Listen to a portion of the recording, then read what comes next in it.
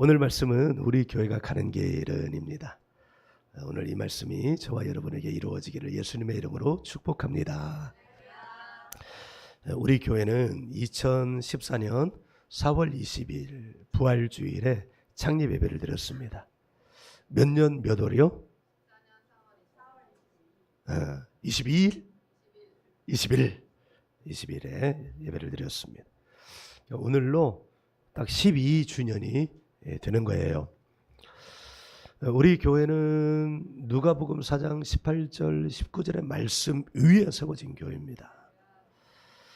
제가 신학교를 입학하고 성경 통독을 하는 동아리에 입회하면서 저는 그전에는 한 번도 해보지 않았던 성경 통독, 성경 읽기를 시작하면서 평생 하게 되었고요. 성경을 그렇게 읽어가는데 어느 날부터 이 말씀이 눈에 들어오면서 이 말씀이 그렇게 좋더라고요. 제가 부름을 받은 말씀은 그러니까 주의 종으로 부름받은 말씀은 마태복음 8장 22절이에요. 죽은 자들은 죽은 자들로 장사 지내게 하고 너는 나를 따르라는 말씀이었어요. 그런데 신학교를 입학하고 나서 제 평생의 말씀은 좋은 말씀, 좋아하는 말씀은 많이 있고요. 평생의 말씀은 바로 이 누가복음 4장 18절, 19절 말씀, 바로 이 말씀이 제 평생의 말씀이 되었습니다. 여러분 출사표라는 말을 들어보신 적이 있을 것입니다. 여러분 출사표라는 말 들어보셨죠? 현대 많이 사용하기는 어떤 사람이 선거에 나가면서 나는 이런 목표를 가지고 나갑니다. 정치를 하겠습니다. 라고 밝히는 거 그러면서 출사표를 던졌다. 이렇게 말들을 하잖아요. 그런데 가장 유명한 출사표가 있습니다. 출사표는 본래 군대를 이끌고 전쟁에 이제 출병을 할 때 이런 뜻을 적어서 장수가 임금에게 적어서 올리는 글을 출사표라고 그래요. 근데 그 출사표 가운데 가장 유명한 출사표는 삼국지, 보통 우리가 삼국지라고 말하는 중국의 삼국시대의 제갈공명, 제갈량이 유비에게 이렇게 올린 출사표가 가장 유명하다고 알려져 있습니다. 한국에서는 조지훈 시인, 승무 유명한 시이잖아요. 고이즈버 다빌레라. 이 승무를 지은 조지훈 시인의 호상명이라는 그 글이 가장 유명한 출사표라고 제가 들었어요. 이제 신학교에 입학하고 나서 제가 이 사실을 알게 됐는데 어떤 선생님으로부터 들었어요. 그런데 이 출사표라는 말이 참 괜찮아 보이더라고요. 그래서 성경을 읽을 때에도 이 출사표라는 개념을 가지고 성경을 읽었는데 성경 전체를 통해서 반복적으로 성경 통독을 했다고 그랬잖아요. 그러면서 눈에 들어온 말씀이 누가복음 4장 18절 19절 말씀이라고 그랬는데 제가 성경을 읽으면서 예수님이 세상에서 공생애를 처음 시작하시면서 예수님도 출사표를 던지셨구나 라고 생각한 말씀이 바로 오늘 우리가 함께 읽은 누가복음 4장 18절 19절 말씀이에요. 아마도 제가 누가복음 4장 18절 19절 말씀을 평생의 말씀으로 삼은 것도 예수님의 출사표라는 이 관점으로부터 시작된 것 같아요. 예수님이 공생애를 시작을 하시면서 4장 18절 누가복음 4장 18절 19절 말씀으로 나는 이렇게 살아가겠다라고 세계에 선언하신 것처럼 나도 내 평생에 내가 주의 종으로 살면서 나도 이 말씀 붙들고 살아가야 되겠다라고 이렇게 생각을 하면서 이 말씀을 붙든 것 같아요. 누가복음은 우리 모두가 알다시피 의사 누가에 의해서 기록이 되어졌습니다. 그러니까 의사는 과학자예요. 눈에 보이는 이 사실만, 그 사실만 믿는 사람이 의사죠. 아마 이 당시에는 이런 표현은 없을 거예요. 과학실증주의. 이 과학실증주의는 19세기 이후로 생겨난 말이에요. 과학이, 역사가 역사 실증주의적 관점으로 역사를 바라보면서 해석이 주가 아니라 고고학적으로 실증된 역사만을 인정하는 학풍이 19세기 이후로 시작이 되면서 과학도 그 연장선에서 나오기 시작을 했습니다. 그런데 이 의사 누가가 이 말씀을 예수님께서 40일 금식 기도할 때 마귀에게 시험을 다 받으시고 마귀를 완전히 멸하시고 이겨내시고, 그러니까 아담과 하와가 공식적으로 마귀에게 하나님 나라의 통치를 넘겨줘서 이 땅의 실제적인 통치자가 마귀가 되었는데, 예수님이 돌아오셔서 공식적으로 그 마귀에게 넘어간 이 땅의 하나님 나라의 통치권을 다시 회복시키신 사건이 금식 기도 후에 마귀가 시험을 하러 왔을 때 승리하신 것이거든요. 그 승리를 하신 다음에 세상으로 다시 나오셨어요. 그리고 세상에 나오셔서 처음 찾아간 곳이 회당, 유대인 회당이었는데 오늘날로 치면 교회예요. 유대인들은 교회가 아니었으니까 그 교회에 가셔서 말씀을 전하시는데, 이렇게 앞에 강단이 있었다고 치고 사람들 앞에 나와서 말씀을 읽으려고 했을 때 누군가 예수님에게 성경을 드렸는데, 그때는 성경이 이렇게 책으로 되어 있지 않죠. 파피루스, 두루마리로 되어 있는 거예요. 그 두루마리 성경을 예수님에게 전해주셨어요. 근데 그 성경이 어떤 성경이었냐면 이사야 성경이었어요. 그리고 예수님이 그것을 쫙 펴서 읽으셨는데, 그 읽으신 말씀이 바로 오늘 말씀이에요. 누가복음 4장 18절 19절인데, 이사야서의 어디를 읽으셨냐면 이사야서 61장 1절을 읽으셨어요. 한번 펴보셔요. 61장 1절. 61장 1절과 2절 앞부분이었는데, 자, 61장 1절을 먼저 읽습니다. 찾으셨으면 할렐루야. 같이 읽어요. 시작. 주 여호와의 영이 내게 내리셨으니 이는 여호와께서 내게 기름을 부으사 가난한 자에게 아름다운 소식을 전하게 하려 하심이라. 나를 보내사 마음이 상한 자를 고치며 포로된 자에게 자유를, 갇힌 자에게 노임을 선포하며. 아멘. 그리고 2절 일부를 읽었어요. 2절 읽어보세요. 시작. 아멘. 여기서 여호와의 은혜의 해를 선포케 하려 하심이라 이렇게 읽었어요. 뭔 뺐냐면 여호와의 보복의 날. 근데 여호와의 보복의 날 할 때 이 보복의 날이 누구를 향한 보복이겠어요? 인간을 향한 보복이겠어요? 하나님의 영상을 담아서 이렇게 지은 하나님의 창조물 인간일까요? 누구겠어요? 하나님 보복하시는 대상 누구겠어요? 사탄. 이 말씀을 읽으신 것이 바로 누가복음 4장 18절 19절이에요. 같이 한번 읽어보겠습니다. 누가복음 4장 18절 19절 말씀. 시작. 주의 성령이 내게 임하셨으니 이는 가난한 자에게 복음을 전하게 하시려고 내게 기름을 부으시고 나를 보내사 포로된 자에게 자유를, 눈먼 자에게 다시 보게 함을 전파하며 눌린 자를 자유롭게 하고 주의 은혜를 전파하게 하려 하심이라 하였더라. 아멘.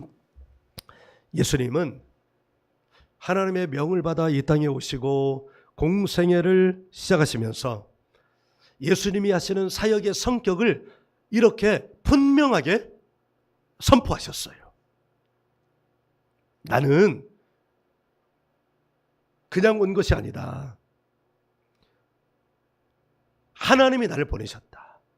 그 증거가 뭐냐? 주의 성령이 내게 임하신 거다. 성령이 내게 임하신 까닭은 가난한 자에게 복음을 전하게 하시기 위함이다. 그래서 내게 기름을 부으셨다. 사도행전 10장 38절에 의하면 제자들이 이렇게 말합니다.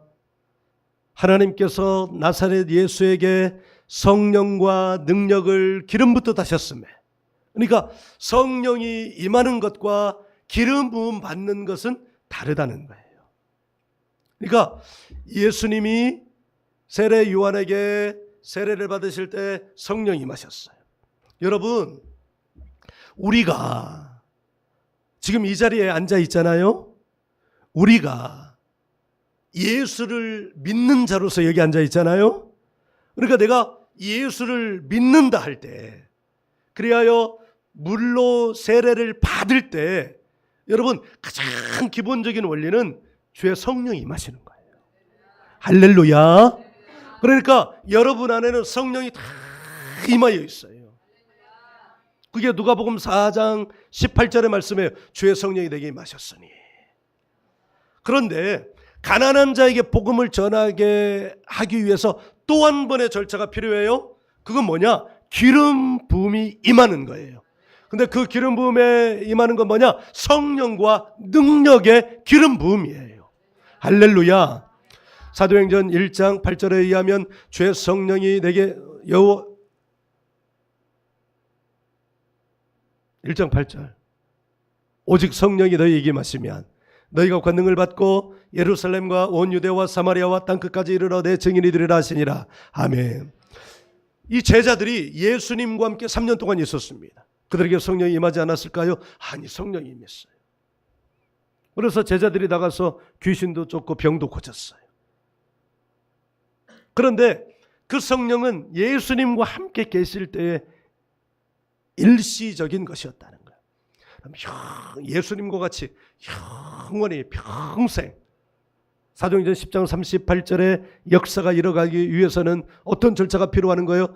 성령의 기름 부으심, 성령과 능력의 기름 부으심이 필요했던 거예요. 그래서 부활하신 예수님이 제자들에게 오셔서 40일 동안 말씀 양육을 하시고 마지막에 가시면서 이렇게 말씀하신 거, 오직 성령이 너희에게 임하시면, 이 말은 뭐예요? 성령과 능력의 기름 부음에 임하심이라는 것을 여러분 알기를 간절히 바랍니다. 제자들이 그 말씀을 붙들고 온 힘을 다해서 기도했어요. 사도행전 1장 12절부터 14절에 의하면 예수님의 12제자와 여기에 모인 120명의 문도들이 마가의 다락방에서 기도에 힘쓰기를 전무하더라. 옛날 성경에는, 지금 우리 개정 성경에는 오직 기도에 힘쓰더라. 할렐루야. 오직 기도에 힘쓰는 거예요. 밥 먹을 때 모르겠어요. 금식을 했을 수도 있겠어요. 밥 먹을 때, 잘 때, 화장실 갈 때, 그리고 약간 쉴 때 제외하고는 오직 기도에 힘쓰는 거예요. 며칠 동안 기도에 힘쓰는 거예요. 무려 열흘 동안 기도에 힘쓰는 거예요. 할렐루야. 베드로 사도에 의하면 그 열흘 동안 어떤 기도를 했을까? 회개의 기도를 한 거예요. 사도행전 2장 38절, 너희가 각각 회개하여 주 예수 그리스도의 이름으로 세례를 받고 죄 사함을 입으라. 그리하면 너희가 성령의 선물을 받으리니, 성령의 선물이 뭐예요? 성령과 능력의 기름 부으심이라는 걸 여러분 알기를 간절히 바랍니다. 할렐루야. 바로 이것이었어요. 예수님이 이 출사표를 던지신 거예요. 할렐루야. 얼마나 멋지셔요. 이 출사표와 같이 예수님은 성령과 능력의 부음을 받으셨어요. 아름다운 소식 즉 복음을 전하셨어요. 포로된 자를 자유케 하셨어요. 마음이 상한 자를 고치셨어요. 갇힌 자에게 노임을 선포해 주셨어요. 이 집에 구원이 임하였다고 선포해 주셨습니다.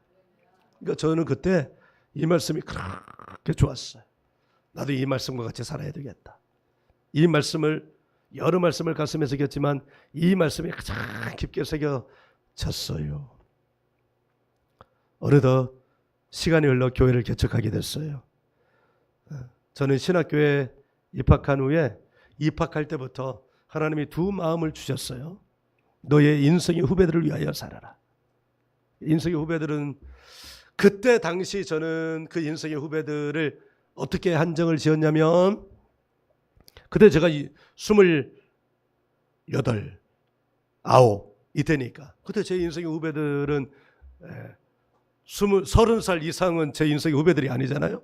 그때는 딱 제 머릿속에 들어오는 게 내가 청소년 시절에 중고등학교 시절에 누군가 나에게 인생의 나침반을 가르쳐줬다면 내가 바로 신학교를 갈 수 있었을 텐데 라는 이 한정된 생각을 가지고 중고창에 대한 사역이 내 인생의 후배들이다. 그리고 두 번째는 나의 교회를 새롭게 세우라는 이 말씀.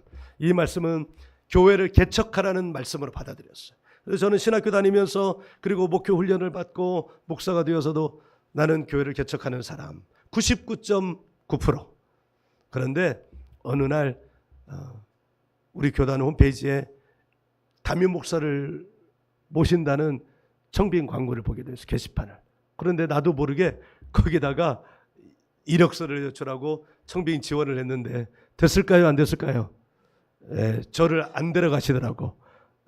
만약 데려갔으면 여러분을 못 만났어요. 얼마나 다행이에요. 다행 아닙니까?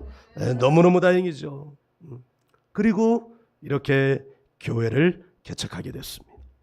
그리고 2014년 4월 20일 여기 교회가 없는 이 지역 여기 온 까닭은 교회가 없어서 왔어요. 교회를 개척해야 되는데 교회가 없어서 왔는데 시간이 흐르다 보니까 옆집에도 교회, 앞집에도 교회, 옆집엔 교회가 2개나 있고 앞집에도 교회가 있고 어느 날 다음 세대 사이에 막 완전히 세상 말로 몰빵 하다 보니까 바깥을 못 봤어요. 이 앞에도 못 봤는데 앞에 보니까 교회가 있고요. 지하철역에 가서 보니까 그 교회가 병원에 갔는데 그 엘리베이터 안에 교회가 있는 거예요. 그리고 또 이제 기름 부음 받고 정신 차리니까 또 대형 교회 목회하다가 나와가지고 교회를 세워서 하는 분교회가 또 저기 있는 거예요. 교회 이름은 안 가르쳐줘요. 글로 갈지 모르니까. 할렐루야. 그렇게 교회를 개척해서 12년이 됐어요.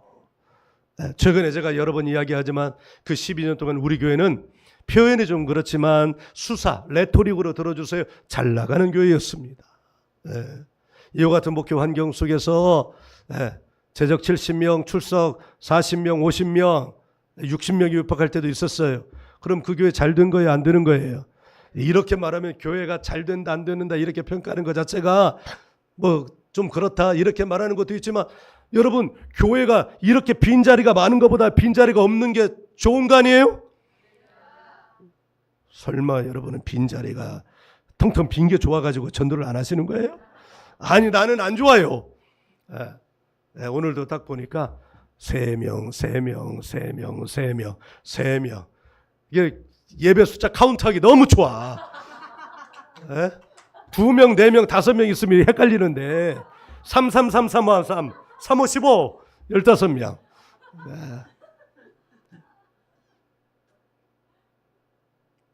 빈자리가 채워져야 됩니다. 이 자리에 3명 채워야 되는데 1명 있다가 지금 쉬고 계셔요. 잘 나가는 교회였어요. 코로나 전까지도 아주 잘 나가는 교회였어요. 그대로만 가면 더 성장할 수 있었던 교회였어요. 개척 7년차에 코로나가 왔어요. 그렇게 놀라지 않아도 될 것인데 그때는 얼마나 무섭던지 바로 옆 건물에 코로나 환자가 다녀갔다는 이유로 바로 공지해서 그 다음 주부터 영상으로 예배를 드리기 시작했습니다. 그러나 아직 위기는 아니었습니다. 정작 위기는 주님께서 주신 사역으로 인해 생겼습니다. 다음 세대 사역을 위해서 우리 2년 동안 정말 열심히 기도했잖아요. 새벽 예배 때도 기도했어요. 교인들하고 같이 나 혼자 기도한 게 아니에요. 주일 예배 때도 기도했어요. 나 혼자 한 게 아니에요. 수요 예배 때도 기도했어요. 나 혼자 한 게 아니라고요. 금요 예배 때도 기도했어요. 나 혼자 한 게 아니에요. 온 교회가 함께 기도했어요. 그리고 놀랍게도 그 은혜를 힘입어서 2021년 8월 2일에 우리 더리즌 미니스트리가 시작이 됐고요. 수많은 학교들이 있었는데 유일하게 제대로 된 이름을 가진 거 더리즌 미니스트리. 미니스트리 이름을 우리가 처음 시작했는데 이게 좋다고 다른 데도 다 붙여가지고 미니스트리 홍수가 생겨서 에이 미니스트리 하지 말까 하다가 아직까지 붙고 있는 거예요. 우리가 자랑할 거예요. 주 안에서 자랑할 거예요. 간증이에요. 우리 너무 잘했어요. 10명의 학생들과 함께 너무너무 잘했어요. 행복했어요. 네. 그때는 통학했어요. 아침 8시까지 와가지고요, 용인에서 안양에서 이렇게 왔어요. 자기 자녀들 데리고 왔어요. 밤 9시 반에 끝나는 게 정상. 9시 반에 끝나는 것도 진짜 놀라운 일이지. 또 어느 때는 10시, 어느 때는 11시, 12시에도 가기도 했어요. 근데 그 다음날 또 8시에 왔어요. 행복했어요. 잘하기로 소문났어요. 너무너무 잘 됐어요. 이렇게 잘 되는데 교인들은 다 떠나는 아픔을 겪었어요. 주님 주신 사역을 기쁘게 했는데 한편으로는 교회가 어려움에 빠졌어요. 그럼에도 학교는 잘 되었는데, 여러분, 잘 되어가고 있었잖아요. 그런데 그렇게 외적으로는 잘 되어가고 있는데 나중에 알고 보니까 어느 순간부터 기름이 점점 마르기 시작했던 거예요. 그래서 이신혜 목사님을 통해서 이 치유성유를 소개를 받고, 처음에는 제가 이런 데는 조심해야 된다, 잘 알아보고 가라, 막 경고를 했는데, 보니까 홈페이지를 찾아서 이렇게 보니까 한 번 정도는 가볼 필요가 있겠다 싶더라고요. 그래서 등록을 했는데 일주일 전에 음성이 들린 거예요. 기름이 말랐다. 그 음성을 들었을 때 제가 참 기가 막혔어요. 기범의 교회를 처음 갔는데요, 놀라운 일이 생겼어요. 제게 사역이 일어나기 시작한 거예요. 나는 기도하라고 그래서, 말씀 듣고 기도하라고 그래서, 부르짖어 기도하라고 그래서 열심히 기도하고 있는데 누군가 내 머리 와서 손을 얹고 불 했는데 그 불과 함께 내가 막 뒤로 넘어가는 거예요. 내가 넘어가니까 내 배에다 손을 얹고 나와 그러는 거예요. 그러니까 나오는데 나오더라고요. 혀가 뱀의 혀처럼 나오더라고요. 고개가 뱀처럼 막 움직이더라고요. 그러면서 내가 깜짝 놀랐어요. 화장실에서 그 목사를 만났어요. 나는 왜 이런 겁니까? 무속의 영 때문에 그러죠. 내가 만일 목사가 안 됐으면 어떻게 됐을까요? 무당이 됐겠죠. 그러면서 저희 어머니 예전에 어렸을 때 해준 얘기가 기억이 났어요. 종균아 우리 애들 자식들 앉혀놨는데 내가 첫째잖아요. 종균아 내가 예전에 정말 어려웠을 때는 아빠가 힘들게 하고, 내가 3살 때 교회를 처음 나가기 시작했는데 신혼 때도 아빠가 힘들게 했나 봐요. 그럴 때 집안에 문제가 생기고, 어머니가 장녀이셨는데 문제가 생기면 나는 굿을 많이 했단다. 너를 데리고도 굿을 한 적이 있어. 그런 이야기들을 다 생각이 나고, 우리 아버지가 제사를, 집안의 제사를 기획하는 분이었어요. 그 기획, 산에서도 제사를 지내고 우리 집에서도 제사 음식 만들고, 친척 집에 가서 제사 음식도 만들고 했던 그 모든 것들이 생각이 나면서 말씀이 이해가 되고, 지금 내가 겪는 어려움의 그 뿌리가 어디로부터 시작되었는지를 알게 됐어요. 그러면서 그 다음에도 가게 됐어요. 가야 되겠더라고요. 그래서 자연스럽게 그 다음에도 가고, 그 다음에도 또 가고, 그 다음에도 또 가고, 매월 가면서 여기까지 오게 된 것을 여러분도 아는 사실입니다. 여러분, 그런데 여기에 역설이 있더라고요. 참 기쁨으로 시작해서 잘 됐는데 어려움이 시작되었어요. 그리고 그 어려움이 계속 됐는데 한편으로는 저는 다시 기름 부음이 부어져서, 여러분도 느끼시잖아요. 예를 들어 19개월 전에 저의 모습, 작년 상반 이맘때의 저의 모습, 작년 가을의 저의 모습과 2026년 1월부터 지금까지의 저의 모습이 다르다는 것을 여러분도 알고 계실 것입니다. 제가 보니 달라졌어요. 제가 변화가 있어요. 여건은 그대로 똑같아요. 달라진 게 한 개도 없어요. 교인 숫자도 한 개도 없어요. 어쩜 이렇게 한눈에 딱 들어오게 3333 이렇게 앉아있는지 몰라요. 그런데 여러분 자신도 느껴지게 될 것입니다. 우리 교회가 안정감 있게 변화되어 가고 있다는 걸 여러분 느껴지지 않으세요? 여러분, 그 원인은 다른 것이 없습니다. 성령의 기름 부으심 안에 우리 교회가 있기 때문인 줄 믿습니다. 여러분, 올해 들어서 예배 드리는 우리의 모습이 달라졌어요. 여러분의 모습도 달라지고 저는 이미 달라지고, 다만 한 가지 달라지지 않은 것이 있다면 예배에 참석하지 않는 것 빼고는 달라졌어요. 무슨 말인지 약간 예배만 참석하면 좋겠다 이 말이에요. 할렐루야. 그리고 이 영적 여정 속에서 지금 우리가 이렇게 걸어가고 있는 길은 영적 순례의 과정 속에 있다는 걸 여러분 알기를 간절히 바랍니다. 멀리는 2014년부터 지금까지, 가깝게는 2021년부터 지금까지, 더 가깝게는 2024년 9월부터 지금까지 이 영적인 순례 과정 속에 있습니다. 제가 지난주에 말씀을 전하다가 깨달은 것이 하나 있습니다. 여러분, 12주년 기념주의를 앞두고 제가 생각하기를, 12년인데 제가 올해 나이가 우리 나이로 59이거든요. 만 나이가 아니라.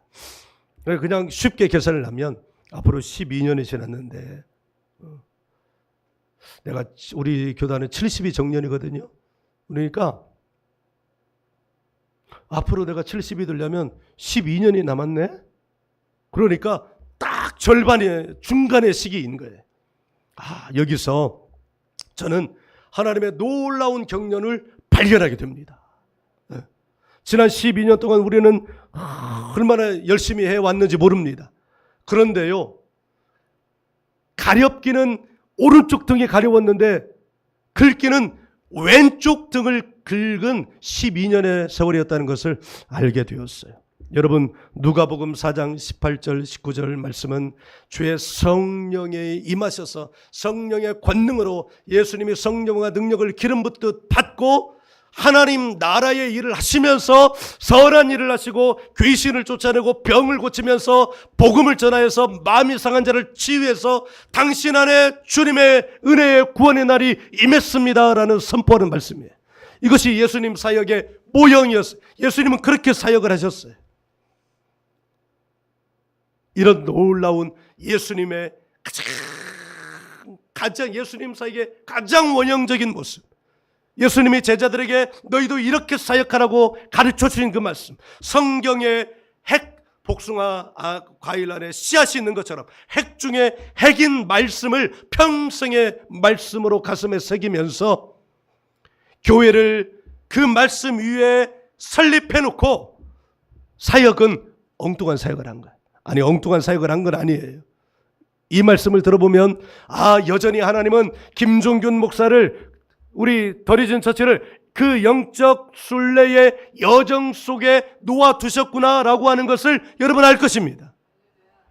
2014년에 교회를 개척하고 첫 번째 교인이 폐암을 알아보셨어요. 그분이 다니시는 교회는 대전에 있는 아주 놀라운 교회였어요. 그분 목사님도 시골에서 목회하는데 목사님 설교를 하면 교인들이 막 다 떠나가고, 오는 게 아니고 떠나갔다는 거예요. 예배를 마치고 저 앞에서 목사님이 인사하면서 식사하고 가세요. 그러면 네 하고 그냥 나갔대요. 그런데 몇 걸음 지나고 나면 사모님이 계셨다네. 사모님이 식사하고 계세요. 목사님이 식사하고 가세요 하면 네 하고 그냥 나갔는데, 사모님이 식사하고 가세요 하면 식당에 가 있더라는 거예요.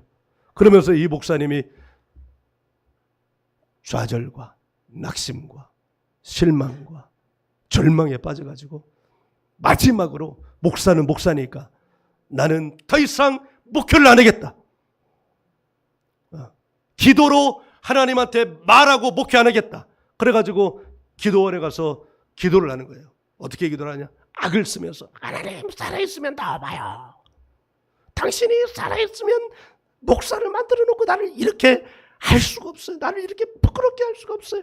나 이제 목회 안 할 거예요, 하나님. 이렇게 기도하다가 어느 날 하나님 했는데 그때 불같은 성령이 임하신 거예요.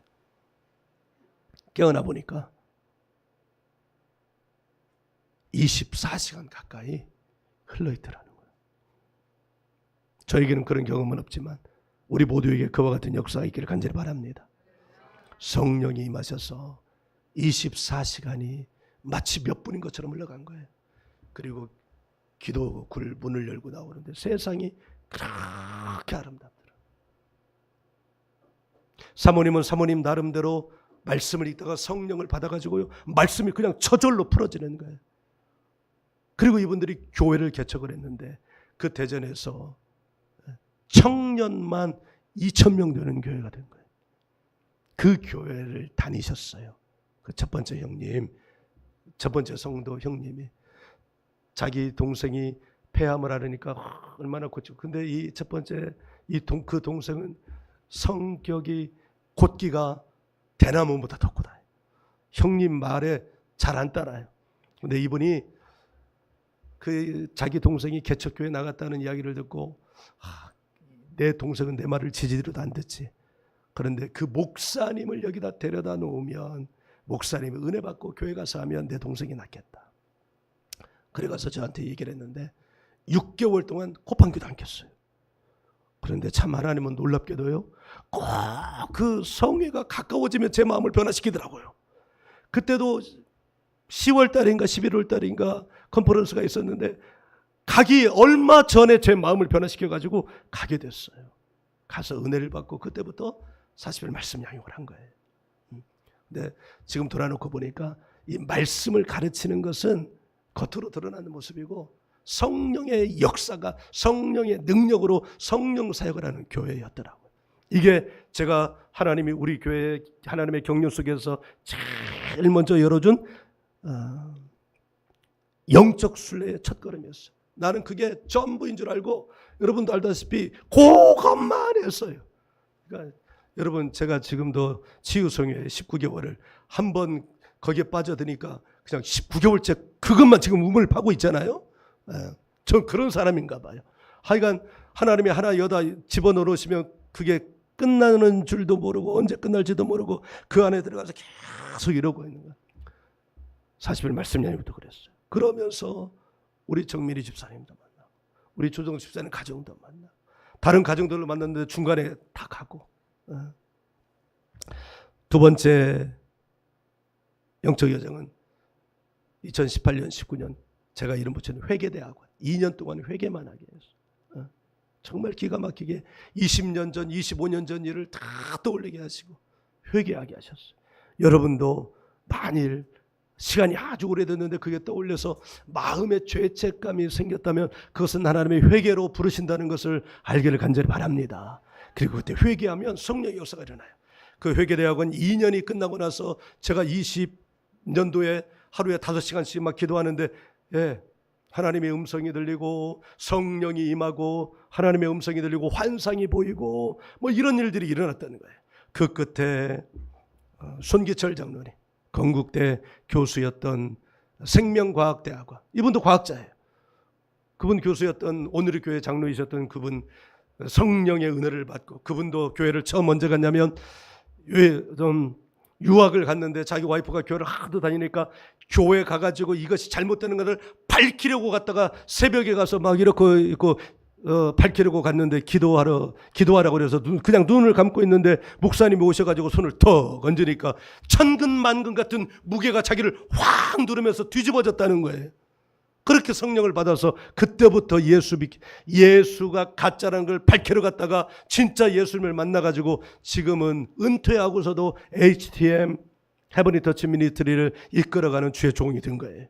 그런데 그 환상이 회개 그리고 기도하면서 손기철 장로님 만나게 해주셔가지고 거기서 짧은 기간이지만 훈련을 받았어요. 저기 코로나 때문에 더 갈 수가 없었어요. 그래서 제 두 아이들 가서 기도받고 저도 참여하고 우리 교회 집회도 했었잖아요. 이게 꽉 찼었어요.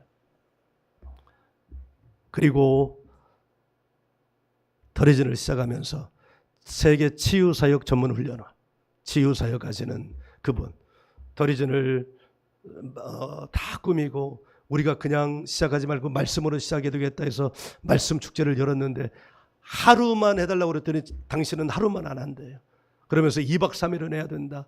그러면서 한 게 22년 1월 둘째 주, 첫째 주 2박 3일 동안 여러분 치유 성회를 했던 걸 여러분 기억하실 것입니다. 그리고 그것이 2년이 되어서 훈련을 받기 시작하면서 제가 어디까지 훈련을 받았냐면 최고위 과정. 그분은 대학 원장 출신이에요. 그러니까 훈련의 명칭도 그에 맞게 해주셨더라고요. 그래서 가장 높은 훈련 단계 최고위 과정. 이래봬도 제가 서울대학교가 아니라 세계치유사역 전문훈련원 최고위 과정 출신이라는 걸 여러분 기억하시기 바랍니다. 그리고 그 이후로 그렇게 순례 가운데 있다가 치유성인을 만나게 된 거예요.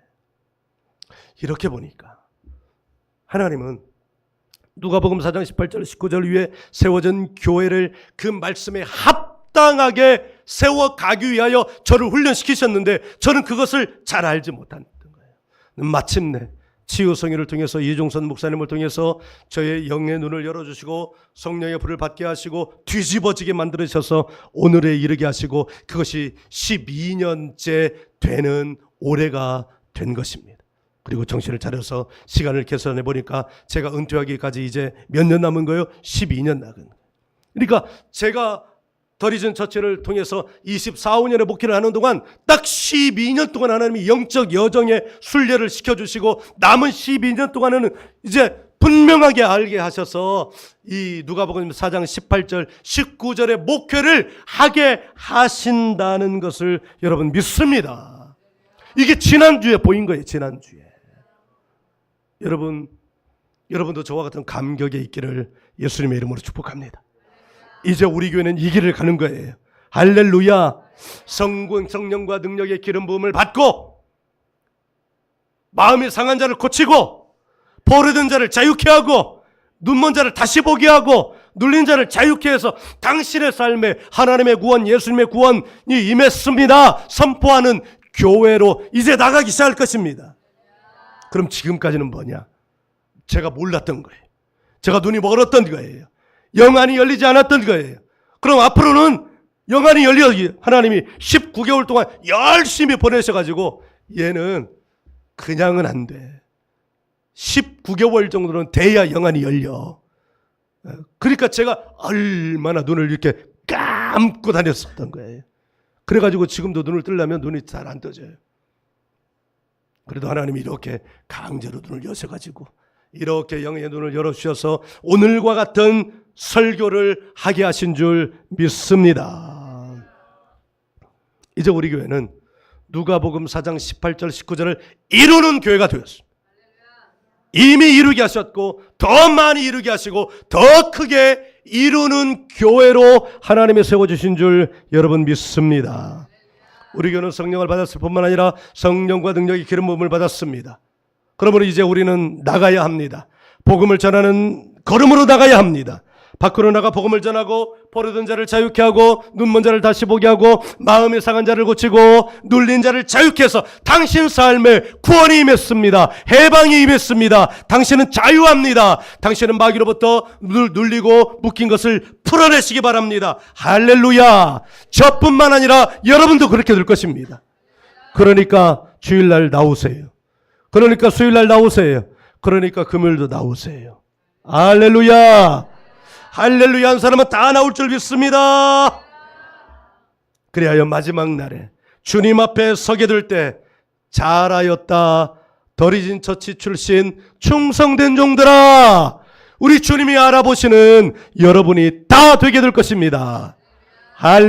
할렐루야. 우리 하나님께 영광의 박수 올려드리십시다.